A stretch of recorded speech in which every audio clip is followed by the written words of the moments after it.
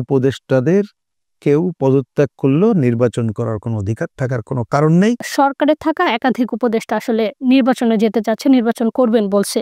তো বাংলাদেশের ইতিহাসে আসলে এই ধরনের নজির নেই। এই ব্যাপারটাকে আপনি কিভাবে দেখছেন? এ ব্যাপারে একেবারে সুনির্দিষ্ট বক্তব্য আগে যা বলেছি আজকেও বলি। দেখেন, ২০০৭-৮ সালে আমরা নির্বাচন সংস্কার নিয়ে কিছু কাজ করেছিলাম। সবটা আমাদের মানা হয় নাই।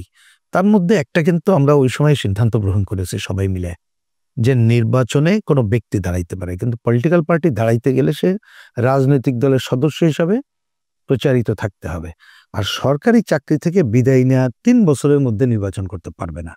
এমনকি বেসরকারি চাকরি উচ্চ পদে থাকলে বিদায় নেওয়ার একটা টাইম ফ্রেম করেই করতে হবে। তাই না হলে কি, যে সমসুযোগ বললাম, ধরেন একটা দায়িত্বে আমিই ছিলাম, তা আমি তো দায়িত্বে থাকাকালীন এলাকার অনেক কাজ করেছি, তাহলে আমি ভোটে দাঁড়ালে মানুষের ওই সিম্প্যাথি পাবো, আরেকজন সাধারণ মানুষ তিনি তো এই সিম্প্যাথি পাবেন না, তাহলে সমসুযোগ হলো না। এই কারণে বলেছি এটা উচিত না, এটা হচ্ছে নীতিগত পজিশন।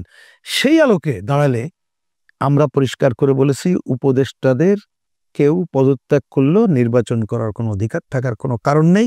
আমরা দাবি করেছি, এখনো বলি, আরপিওতে এটা সংশোধনী আনতে হবে যে উপদেষ্টারা এইবারের নির্বাচনে কেউ অংশ নিতে পারবে না, আগামী নির্বাচন তারা অংশ নিতে পারবে, সেই রকম নিয়মই করা উচিত বলে মনে করি। এবং আগামী নির্বাচন বললেও আমার মত হচ্ছে যে এটা বলে দেওয়া উচিত যে অন্তত পক্ষে ৩ বছর পরে পরবর্তী কোনো নির্বাচনে তারা অংশ নিতে পারবে, তার আগে নির্বাচনে অংশ নেওয়ার কোনো সুযোগ নেই। তাই না হলে এটা সমসুযোগ হবে না, অসমসুযোগ হবে, এবং বিশেষ ব্যক্তি বা গোষ্ঠীকে সুযোগ দেওয়া হবে, যেটা আমাদের নির্বাচনী নীতিমালার পরিপন্থী বলে আমি মনে করি। এখন যে সময় আছে নির্বাচনের, এই সময়ের ভেতরে তো আসলে আরপিও পরিবর্তন করা সম্ভব না। না, সংশোধনী আপনাকে বলি খুবই সম্ভব। সম্ভব সম্ভব কেন বলি, দেখেন আরপিও যেটা দিয়েছে সেইটার পরও এখানে কিছু সংশোধনী অলরেডি আসছে, কারণ এখনো তফসিল ঘোষণা হয়নি। এবং এইটা তো আমরা পুরনো কথা বললাম, এটা নৈতিকতার কথা নয়। ইচ্ছা করলে আজকে বসে কালকেই করতে পারে, বা নির্বাচন তারিখ ঘোষণা এখন আমরা দেখতে পাচ্ছি আরো ২-৪ দিন দেরি আছে।